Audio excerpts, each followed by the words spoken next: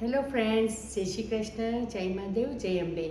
આજની રેસીપી આપણી sweet recipe છે અને એ રેસીપી ઘણા બધા પોતાની અલગ અલગ રીતે બનાવતા હોય છે, પણ મારી અલગ રીત છે. તો એ અલગ રીત અને ટિપ્સ અને ટ્રિક્સ જોવી હોય તો મારી YouTube channel the kitty diaries by Nikita subscribe, like, bell icon દબાવવાનું ભૂલતા નહીં. ફ્રેન્ડ્સ, આજે આપણે સ્વીટ રેસીપી બનાવવા જઈ રહ્યા છે. તો સ્વીટ રેસીપી નોર્મલ તો કહેવાય, પણ એની પણ અમુક ટિપ્સ અને ટ્રિક સાથે બનશે.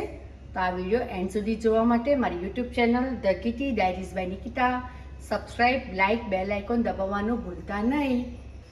હવે આપણે એક એલ્યુમિનિયમની પેણી લઈ લીધી છે.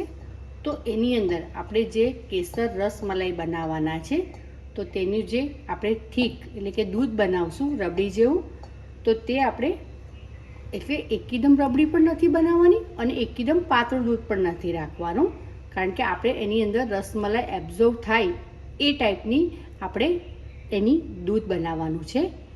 તો તમે કહેતા હશો કે રબડી તો બહુ જ ઠીક આવે. ના, રબડી જેટલું નથી બનાવવાનું.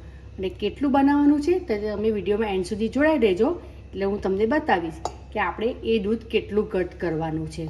બરાબર? તો ચાલો આપણે શરૂ કરીએ આપણી કેસર રસમલાઈ. તો એના માટે મેં પેન જે મૂકી છે એમાં આપણે 1 લીટર દૂધ લઈ લઈશું.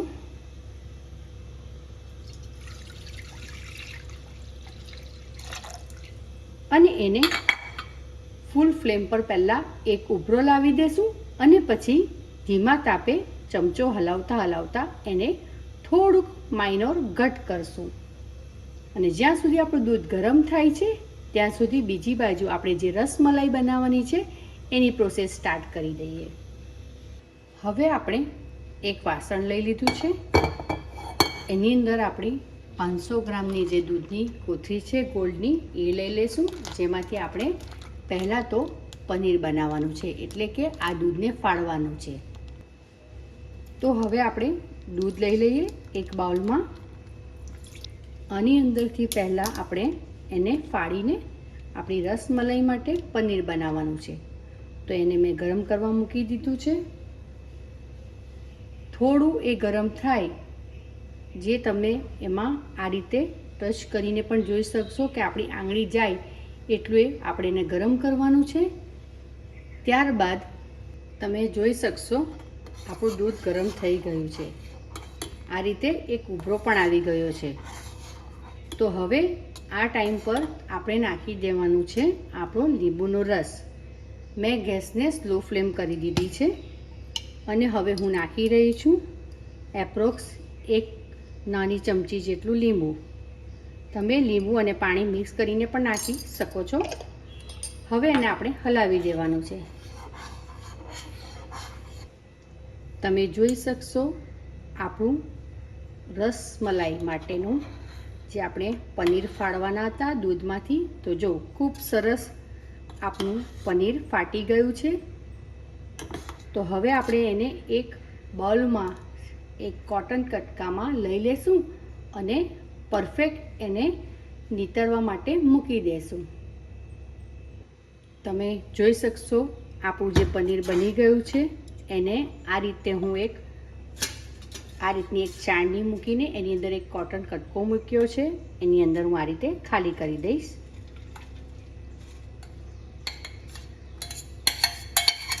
તમે જોઈ શકશો ગોલ્ડ દૂધનું આપણું પનીર ખૂબ જ સરસ બન્યું છે અને એ પણ આપણે લીંબુના રસથી એને બનાવ્યું છે. તો આ રીતે આપણું સરસ મજાનું ઘણું બધું પનીર નીકળ્યું છે, જેની આપણે રસમલાઈ બનાવશું. તો હવે આને આપણે કટકાને બાંધી દેશું અને એની અંદરનું જે પાણી છે તે જ્યાં સુધી ન શોષવાય ત્યાં સુધી એને સાઈડ પર મૂકી દેશું. ઓછામાં ઓછું આને 1 કલાક માટે લટકાવી રાખવાનું છે, કારણ કે આપણે એમાં પાણીનો ભાગ જોઈતો નથી. હવે તમે જોઈ શકશો કે આપણે જે દૂધનું પનીર ફાડ્યું હતું ખૂબ સરસ થઈ ગયું છે. એમાં એને બાંધી રાખ્યું હતું ટાઈટ. હવે આની અંદર હું કશું જ નાખતી નથી, કારણ કે આ રેસીપી આપણે જે સ્વીટ રેસીપી બનાવીએ છીએ એ આપણાથી ઉપવાસમાં પણ ખાઈ શકાશે, કારણ કે એની અંદર આપણે આલા લોટ કે કશું જ નાખતા નથી. દૂધ અને પનીર પણ જે ફાડ્યું છે તે લીંબુમાં છે, એટલે ઉપવાસમાં આ આપણાથી ખાઈ શકાય.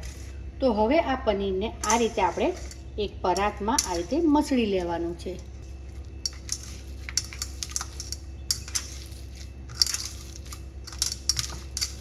જેમ તમે ઘરે રોટલા કરતા હોય છો તે રીતે આ હથેળીનો એટલે કે આનો યુઝ કરીને તમારે આને આ રીતે મસળવાનું છે અને એને સ્મૂથ કરી લેવાનું છે. જ્યાં સુધી પનીર હલકું નહીં થાય અને જ્યાં સુધી અહીં એનો જે ઘીનો ભાગ હોય એટલે કે ચીકાશનો ભાગ તમને લાગે નહીં ત્યાં સુધી એને મસળી લેવાનું છે. તમે જોઈ શકશો કે આપણું પનીર ખૂબ જ સરસ અને આ રીતે એને મસળવાથી ખૂબ જ સરસ ને હલકું થઈ ગયું છે. આપણી રસમલાઈ ખૂબ જ સરસ અને ખૂબ જ સ્મૂથ બનશે. તો વિડીયોમાં એન્ડ સુધી જોડાજો અને આ વિડીયો તમારે જોવાનો છે the Kitty Diaries by Nikita. આ પ્રોસેસ તમે મિક્સર ગ્રાઇન્ડરમાં પણ કરી શકો છો. તો ત્યાં પણ તમારું પનીર ખૂબ જ હલકું અને સ્મૂથ થઈ જશે. હવે તમારે આની રસમલાઈનો શેપ આપી દેવાનો છે હલકા હાથે. જો તમે જોઈ શકશો એની અંદરનું જે ઘી હતું તે આ રીતે છૂટું પડી ગયું છે હાથમાં, ત્યાં સુધી એને મસળવાનું છે.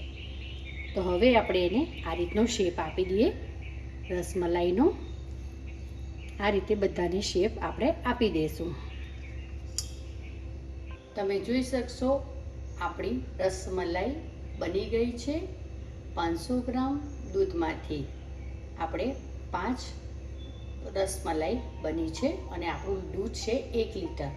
તો હવે આપણે એને પાણી અને ખાંડમાં બોઇલ કરી લઈશું. તો ચાલો આપણે આગળ રેસીપીમાં કન્ટિન્યુ કરીએ. તો જરૂરથી જોડાઈ રહેજો. તો આપણે રસમલાઈ જેમાં બોઇલ કરવાના છે. તો તમે ઘણી બધી જગ્યાએ જોયું હશે કે આ રીતે રસમલાઈ કે રસગુલ્લા બનાવતા હોય તો એને સ્ટીમ જ્યારે કરતા હોય તો એ બીજી રીતે કરતા હોય છે કે ખુલ્લા વાસણમાં ને એક ઢાંકણું મૂકીને કરતા હોય કે એની એર બહાર ના જવી જોઈએ. તો સૌથી સારો ઓપ્શન હું તમને બીજી એક ટ્રીકથી બતાવીશ કે આપણે બનાવવાના છે કુકરમાં. તો મેં કુકર મૂકી દીધું છે. હવે એની અંદર જશે આપણી ખાંડ. તમે ઘણી બધી રેસીપીમાં જોયું હશે કે જ્યારે રસમલાઈ બનાવવાની હોય અથવા તો રસગુલ્લા બનાવવાના હોય તો એ લોકો એક વાસણમાં ઉપર એક એવું ઢાંકણું ઢાંકે છે કે જેની અંદરથી એર ના નીકળે અને એ રીતે બોઇલ કરતા હોય છે. પણ આપણે એક જુદી ટિપ્સ અને ટ્રીક સાથે રસમલાઈ બનાવવાના છે. આ સેમ પ્રોસેસથી આપણે રસગુલ્લા પણ બનાવી શકીએ છીએ. તો એના માટે મેં એક કુકર મૂકી દીધું છે અને હવે હું લઉં છું 1 વાડકી ખાંડ અને 3 વાડકી પાણી સેમ મેઝરમેન્ટથી.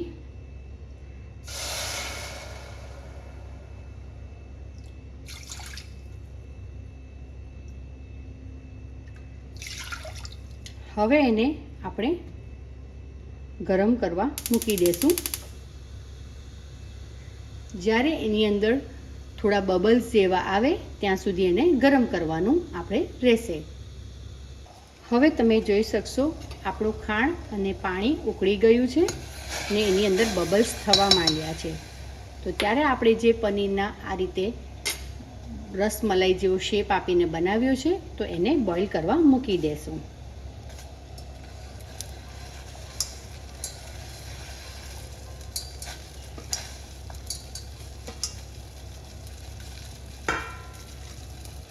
હવે એને આપણે એક સીટી એની મારી દેવાની છે અને એને આપણે પછી એક સીટી મારવા બાદ તરત ખોલી લેશું.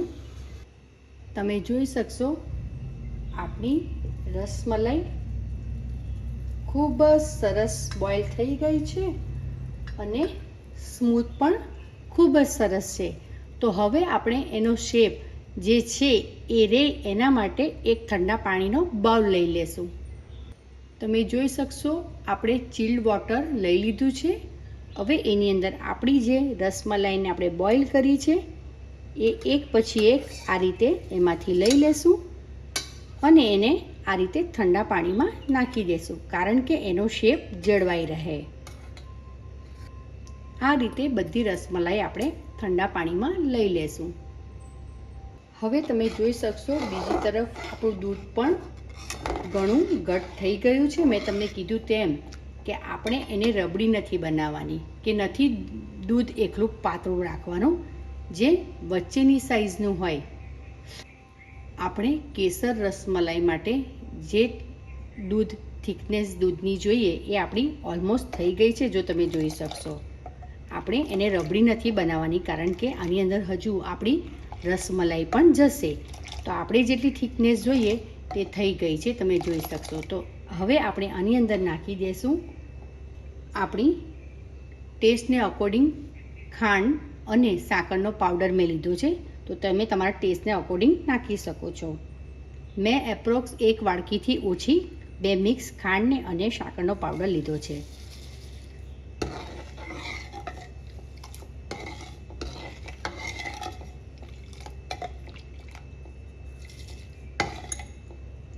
હવે આની અંદર આપણી ખાંડ સાથે આપણે નાખી દઈશું કેસરના ધાગા. તમે જો ઉપવાસમાં ફૂડ કલર ખાતા હોય તો તમે યલો કલર નાખી શકો છો. હવે આપણે જ્યાં સુધી ખાંડ દૂધમાં મિક્સ ના થઈ જાય ત્યાં સુધી આને આ રીતે હલાવતા રહેશું, કારણ કે જો તમે એને ન હલાવશો તો એ નીચે દાજ લાગી જશે. એટલા માટે તમારે એને થોડી થોડી વારે હલાવતા રહેવાનું છે.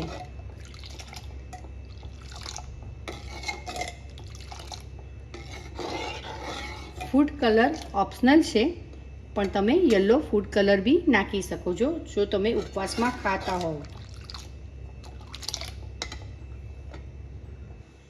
તમે જોઈ શકશો આપણો નેચરલ કલર કેસરનો સરસ આવી ગયો છે, અને આપણે જેટલું ઘટ દૂધ જોઈએ છે થિકનેસ એટલું થઈ ગયું છે.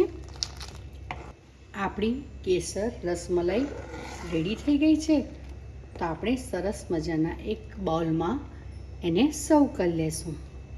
તો સૌપ્રથમ આપણે નાખશું આપણી દૂધ રસમલાઈવાળું, અને એની અંદર જશે